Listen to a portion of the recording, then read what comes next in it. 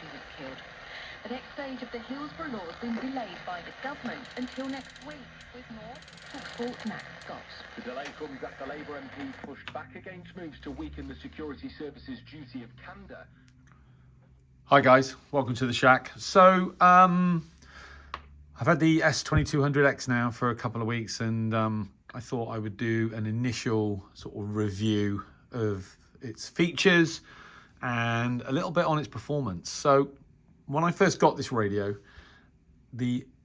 my first observation was that the audio on long wave and medium wave was terrible. It sounded almost as if the AGC was cutting in too quickly and was actually clipping the audio or compressing it. And I tried it in two different locations and with the same result. And I almost considered sending it back.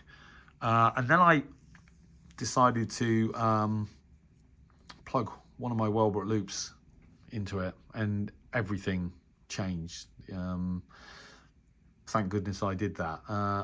And the reason I can't even really think why I didn't try that immediately. I think it's because when I first got this radio, I thought I'm going to use it for listening to Radio 5 Live and TalkSport on the weekend. You guys, well, some of you will know that I don't watch a lot of football, but I do enjoy listening to it on the radio, and it's kind of like my thing at the weekends. And so this radio is, you know, I was planning to use this radio for that purpose primarily, and so that doesn't really kind of synchronize very well with every time I switch it on. I've got to have a Wellbrook ALA 1530 loop at hand. But eventually, anyway, so eventually, of course, I did plug a loop into it, and the audio is actually excellent. From the relatively large speaker, and yeah, it was a complete game changer. But even at my QTH, which is relatively quiet, there's still enough electrical noise, even with the sort of rotating long wave, medium wave antenna, for it to be not unusable, but not particularly pleasant listen. Obviously, Darren Bent with Drive, where you would imagine during which we'll find out officially that Michael Carrick and his team are in at Manchester United. We know that Xabi Alonso is known, and the effects of Storm Goretti. The UN Child UNICEF says it's recorded details of at least 100 children who have been killed in Gaza since the Israel this morning was agreed in October. Anyway, you get the idea. So I'm therefore very happy with this radio so far. I haven't really tested it at all on shortwave yet, but the audio on medium wave and the sensitivity on medium wave is actually now very good. I mentioned on my earlier video that I was listening to VOCM, Voice of the Common Man, from Newfoundland and Labrador in Canada last night or this morning on 590 kilohertz, and there's a recording of that. And the fact that I can hear that station with this radio says a lot. I've got a lot of relatively good or high-end portables, and medium wave DX on a lot of them does not work, but on this radio it does. In terms of audio bandwidth filters, so you've got 9 kilohertz, 5 kilohertz, 3.5, 2.3 and 1.0, and that actually works really well. The upper lower sideband audio is pretty stable. Manchester Derby at home to Manchester. It's actually not too bad. Boss Guardiola says he's wary of Newcastle's recent record of late goals as his side prepare to face them in tonight's League Cup semi-final. First leg at St James's Park. Newcastle have scored 4 in stoppage time in their last 4 games, most recently turning the accuracy of the digital readout, the frequency displayed is actually very accurate, as you can see. 909.15 is actually slightly better than some of my other radios, other portables. Synchronous detection actually works. I've been like that, right? So long time always India Stadium is special, but at the same time it's semi-finals. I haven't really tested it very much, but compared to a lot of modern DSP radios, this is a triple conversion with DSP. Obviously, the gold standard for synchronous detection is the Sony ICF 2001D and the Eaton E1, and then to a lesser extent the ICF SW77. But the sync on this radio actually works. So you've got upper sideband, lower sideband, synchronous detection, AM, various adjustable audio bandwidth filters. It covers obviously all the shortwave bands, air band, and the FM broadcast band.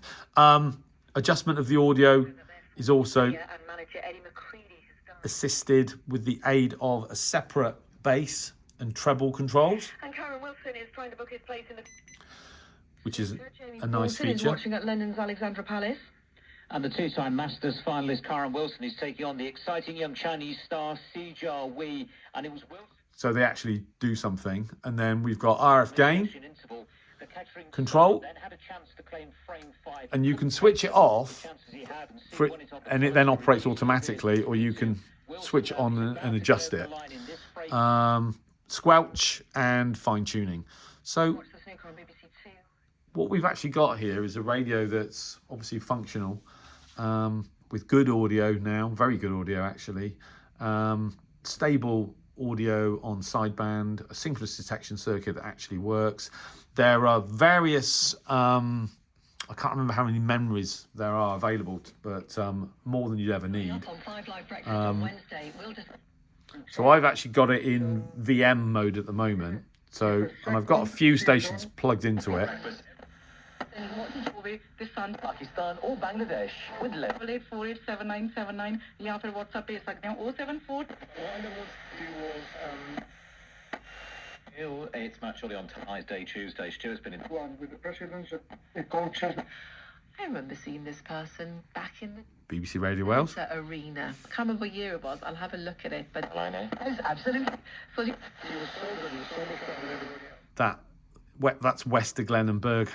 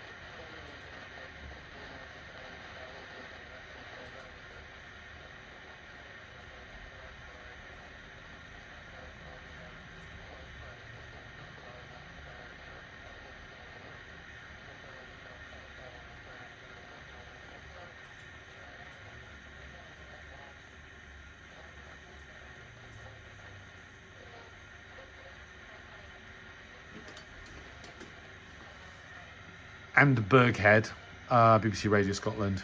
So you can see with the VFM mode, you can just literally scroll through all of the stations that you've caught. That's actually Radio Caroline.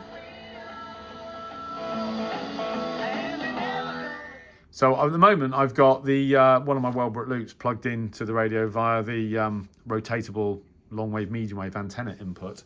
There's a USB-C port on the side for charging the internal batteries. This radio runs off either rechargeable batteries, which are in the back of it, or 4 D cells. So I've got it running on D cells at the moment. They've been in there a couple of weeks, and I've used it quite a lot actually, and the battery level indicator hasn't actually dropped at all. There's a sleep function, which I won't go into. There's an AM attenuation setting. So at the moment I had it set at minus 10 dB to avoid overload on strong signals, but you can adjust it to minus 10 and minus 20 or no attenuation at all. So that works really well. There's a display. You can set the display for your presets, the time, snooze time, the actual time, or signal strength. And you can set timers, etc., which I won't sort of really go into. So what else? Line in and headphone socket. You've got an telescopic, which is very thin at the top and has got a sort of very large cap on it, the largest I think I've ever seen. I'm not sure what the reason for that is exactly, but anyway, it works. And then in terms of, so you've got an external antenna input socket, 3.5mm via the rotating long wave, medium wave antenna input. And then on the side here, you've got a switch for internal or external antenna. So that's basically switching from the telescopic to an external. And then there's a BNC connector for FM and airband external antenna, and a separate one for shortwave. So that's low Z, and then there's a high Z clip for shortwave wire, and also for an RF earth ground. So in terms of flexibility for connecting external antennas, it's really very, very good indeed. And now that I've managed to sort out the audio, and there isn't actually a problem with the AGC, etc.,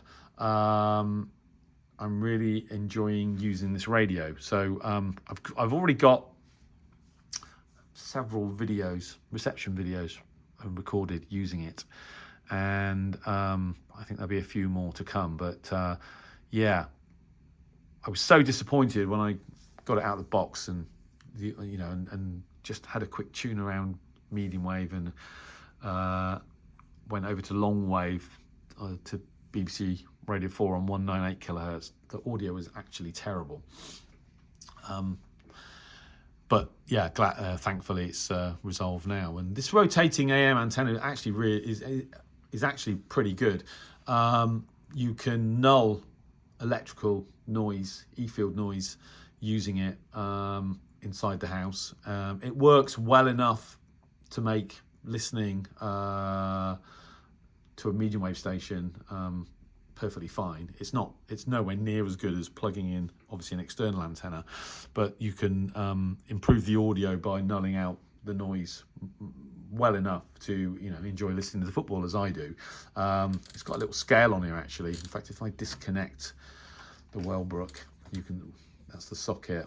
It's got a little notch cut out of it on top, which is a nice touch if you can see that there.